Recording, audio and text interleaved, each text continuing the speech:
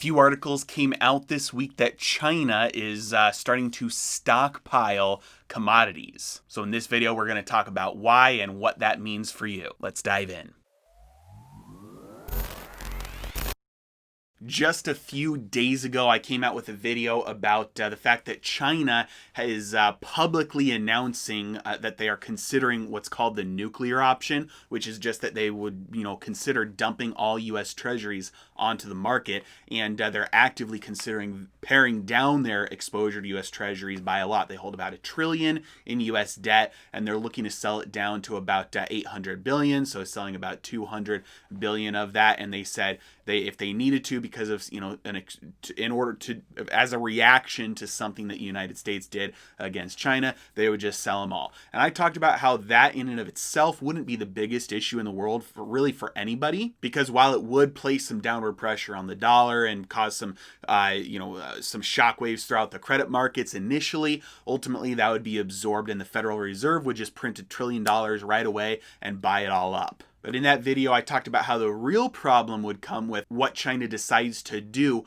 with those dollars once they sell the treasuries. And some articles came out this week talking about China's plan that they've detailed to start stockpiling enormous quantities of commodities. Now, this is indicative of a fiat collapse. This is what happens every time fiat currency hits this stage in its cycle when it's at the end of its life.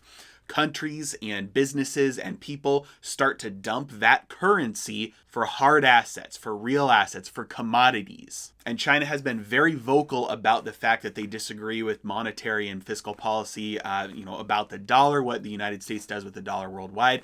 And so they've actively for years now been reducing their exposure to it. And now they're doing that by getting rid of dollars in exchange for commodities while you still can. Because ultimately when fiat collapses at some point, doesn't matter how many zeros are printed on that piece of paper, nobody's going to accept that for something that's real, something with, intrinsic value. Now, part of the rationale that was stated for why they're doing this is the coronavirus and wanting to be a little bit more independent and not, subject to supply chain disruptions and things like that.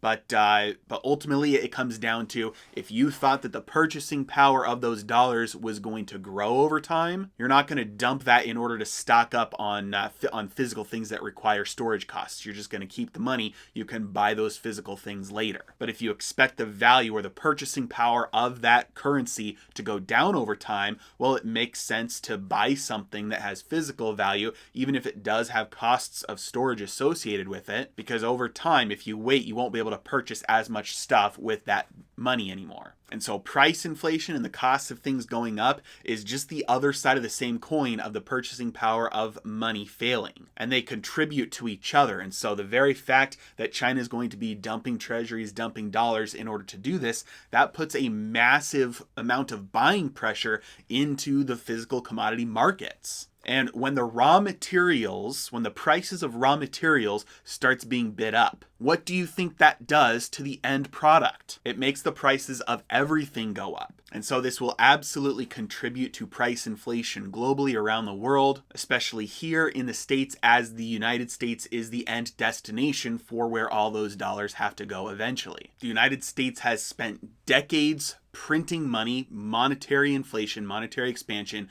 and we've been exporting it across the world for decades in exchange for goods. And at some point, that trend starts to reverse, and all those dollars, all that inflation that the United States has exported overseas for decades is going to come back home, and physical products, goods are going to be leaving instead. And all that inflation that we've exported for years is going to come back and bite us in the butt. Now, it sure is a good thing that the Federal Reserve is committed to making inflation go higher, because that's exactly what we're going to get. As always, if you appreciated the video, hit that like and the subscribe button. It really helps out the channel. You guys have a great day.